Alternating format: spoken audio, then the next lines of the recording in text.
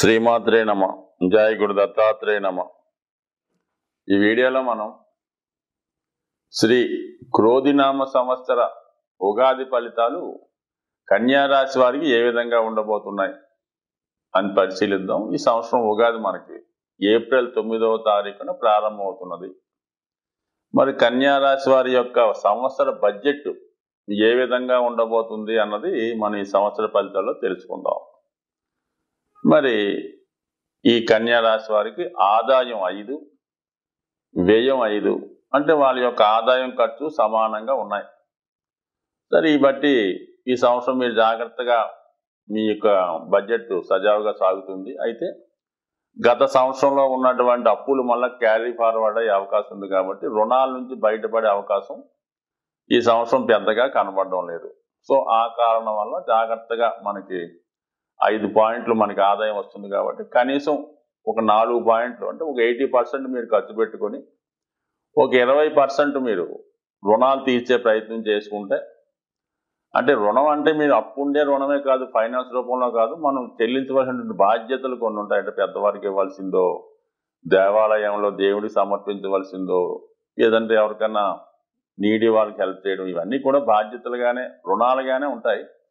But ఏదైనా మరి ఈ కన్యా రాశి వారు ఎవరన్నా కొద్దిగా ఎవరికన్నా ధన రూపంలో చెల్లించవలసి ఉన్నా కొంతవరకు వీళ్ళ యొక్క ఖర్చుల్ని ఎకానమీగా 20% తగ్గించుకుంటే చాలా వరకు రుణాల నుంచి బయటపడే అవకాశం ఉంది. సో లేనిచో రుణాలు కంటిన్యూ అయ్యే అవకాశం ఉంది. సంపాదించిందో కొంత వడ్డీకి పోయే అవకాశం ఉంది.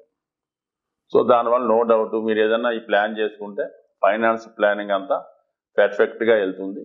అవసరమైన ధనం మీరు దాన్ని సంపాదించి అవసరానికి తగ్గట్టుగా మీరు బడ్జెట్ పరంగా, ఆర్థిక పరంగా ఈ సంవత్సరం మీకు ఓకే. ఇక రాజపూజ్యం 5, అవమానం 2.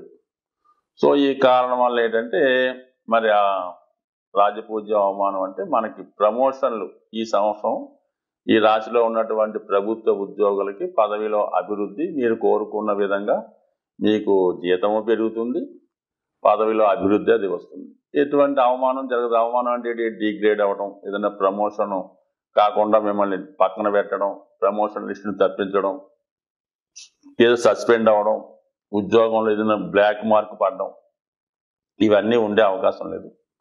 క్రీడారంగం వాళ్ళు కూడా కంపల్సరిగా వాళ్ళ ప్రత్యర్థులపై విజయాన్ని సాధిస్తారు. విద్యార్థులు ఇంటర్వ్యూలో విజయం సాధిస్తారు. అలాగే రాజకీయ నాయకులు 99% వాళ్ళ యొక్క పోటీలో వాళ్ళు కోరుకున్న పార్టీ టికెట్ ఇస్తుంది. అందులో సునాయాసంగా ప్లాన్గా నెగ్గే అవకాశం ఉంది. మొత్తం మీద వీళ్ళకి విజయ అవకాశాలు చాలా ఎక్కువగా ఉన్నాయి. ఆర్థిక పరిస్థితి కూడా హ్యాపీగా ఉంది. మొత్తం మీద ఈ సంవత్సరం ఆదాయ వ్యయాలు, రాజపూజ్య అవమానాలు గౌరవప్రదంగా సక్సెస్గానే ఉన్నాయి. ఇక మిగతా గ్రహాల స్థితిలో పరిశీలించినప్పుడు మరి గురువు, శని, మరి రాహు, కేతు ఏ విధంగా ఉన్నారని పరిశీలిస్తే ప్రస్తుతం ఈ 9వ తారీఖు ఏప్రిల్ నుండి ఇంచుమించుగా 30వ తారీఖు ఏప్రిల్ వరకు అష్టమ స్థానంలో సంచరిస్తున్నటువంటి గురు భగవానుడు 9వ స్థానంలోకి మారడం జరుగుతుంది. అంటే 9వ స్థానం అంటే మీ యొక్క ధర్మ త్రికోణాన్ని గురుగ్రహం యాక్టివేట్ చేయడం జరుగుతుంది. అంటే 9వ భావం, 1వ భావం, 5వ భావాన్ని గురువు తన శుభ ఫలితాలతో శుభపరచడం జరుగుతుంది. ఈ కారణం వల్ల మీరు ధర్మానికి సంబంధించిన మీ బాధ్యతలు సక్రమంగా నిర్వహిస్తారు. మీ యొక్క ధర్మాన్ని, మీ కర్తవ్యాన్ని, అలాగే దైవాన్ని పూజించడంలో కానీ, విధి నిర్వహణలో కానీ చాలా నిజాయితీగా ఉండడం జరుగుతుంది. ముఖ్యంగా పూర్వ పుణ్యం అన్నది మీకు యాక్టివేట్ అవ్వడం జరుగుతుంది. దానివల్ల మీ యొక్క సంతానం అభివృద్ధి, నిజాయితీగా న్యాయసమ్మతంగా ఉన్నటువంటి కోరికలు నెరవేరడం, అలాగే మీరు చేసినటువంటి పూజలు ఫలించడం వల్ల అది పిల్లల యొక్క అభివృద్ధిలో కనబడుతూ ఉంటుంది. మొత్తం మీద గురుబలం సంతానం మీద ఎక్కువ దృష్టి కనబడుతూ ఉంటుంది. అలాగే మీలో ఉన్నటువంటి టాలెంట్, మీలో ఉన్నటువంటి ప్రతిభకు తగిన గుర్తింపు రావడం జరుగుతుంది. ఇంకా 9వ స్థానం అనేది పుణ్యక్షేత్రాలు దర్శించడం, విద్యార్థులకైతే విదేశ ప్రయాణాలు, దూర ప్రాంత ప్రయాణాలు ఇవన్నీ కూడా జరిగే అవకాశం ఉంది. అలాగే మరి ఈ భూతత్వ రాశులైనటువంటి కన్య, మకరం, అలాగే వృషభ రాశుల్లో మరి బలపరచడం వల్ల గురు భగవానుడు వ్యవసాయదారులకి చాలా అనుకూలంగా ఉంటుంది. పుష్కలంగా వాళ్ళ యొక్క పంటలు అనుకూలంగా ఉన్నాయి. స్త్రీలకు కూడా ఇది చాలా అనుకూలమైనటువంటి సమయం. వాళ్ళ యొక్క మరి ఆరోగ్యం బాగుంటుంది, సంతానవంతులు అవుతారు, వివాహం కూడా జరుగుతుంది. అంటే ముఖ్యంగా స్త్రీలకి భాగ్యస్థానం శుభగ్రహాలు వచ్చినప్పుడు వివాహం జరుగుతుంది. అలాగే సంతానం కలుగుతారు. వాళ్ళు చాలా నిజాయితీగా వ్యవహరిస్తూ ఉంటారు. ఒక ధర్మంగా ఒక పతివ్రత ధర్మాన్ని కలిగి ఉండి మరి ఆ కుటుంబానికి వాళ్ళు ఉన్నటువంటి వంశానికి కూడా మంచి నేమ్ వచ్చే విధంగా ప్రవర్తించే అవకాశాలు ఉంటాయి. కాబట్టి మరి గురుబలం చాలా అనుకూలంగా ఉంది కన్యా రాశి, కన్యా లగ్నం వారికి. సో నో డౌట్ వాళ్ళు నిజాయితీగా ప్రవర్తిస్తారు. గతంలో ఉన్నటువంటి వ్యసనాల నుంచి అలాగే చెడు అలవాట్ల నుంచి బయటపడతారు. ఇక శని భగవానుడు కూడా మరి 6వ స్థానంలో సంచరిస్తూ అర్ధ త్రికోణాన్ని, అంటే ఫైనాన్స్ కంట్రోల్ అంతా కూడా 2, 6, 10 భావాలను అర్ధ త్రికోణాలు. ఉద్యోగంలో కష్టపడి పనిచేస్తారు, శ్రమకు తగిన ప్రతిఫలాన్ని మాత్రమే సంపాదిస్తారు.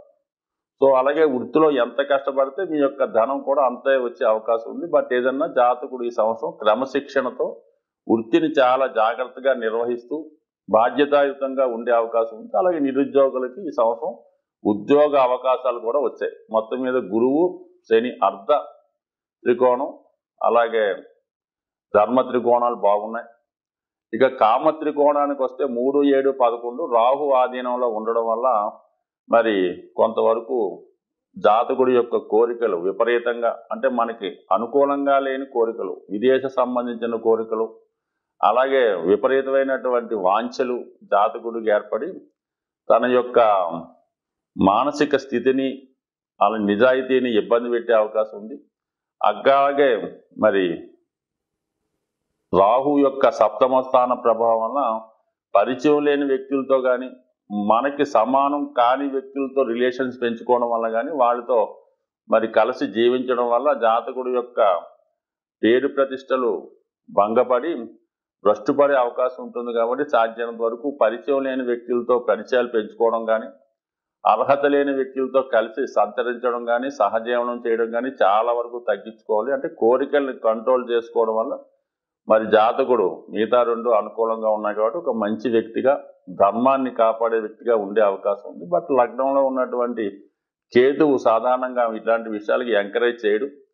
జాతకుడిని మరి మోక్షం వైపు, ఆధ్యాత్మిక వైపు నడిపించే అవకాశం ఉంది. దానికి గురువు కూడా ధర్మ త్రికోణంలో ఉన్నాడు కాబట్టి రాహు యొక్క ప్రభావానికి మాత్రం ఖచ్చితంగా ఈ జాతకుడు ఈ సంవత్సరం అంతా దూరంగా ఉండాలి. దాని కొరకు జాతకుడు మరి ప్రతి నిత్యం అమ్మవారి ఆరాధన, మరి ఏదన్నా కనకదార స్తోత్ర పారాయణ కానీ, లలితా సహస్రనామాన్ని కానీ పారాయణ చేయడం, ఏదో ఒక అమ్మవారి ఆలయంలో చండీ హోమం లాంటివి చేసుకోవడం, సాధ్యమైనంత వరకు కోరికలు కంట్రోల్ చేసుకుంటే మిగతావన్నీ అనుకూలంగా ఉన్నాయి. కాబట్టి జాతకుడికి ఈ సంవత్సరం విజయ అవకాశాలు పుష్కలంగా ఉన్నాయి. సాధారణంగా ఈ గ్రహాలు, అంటే మనం మాస ఫలితాలు, వార ఫలితాలు, సంవత్సర ఫలితాలు చూసుకున్నప్పుడు గ్రహాలు ఒక రాశి నుంచి ఒక రాశికి మారుతున్నప్పుడు అవి సువర్ణమూర్తి, రజితమూర్తి, తామ్రమూర్తి, లోహమూర్తిగా వాటికి ప్రవేశించినప్పుడు వాటి స్థితిని బట్టి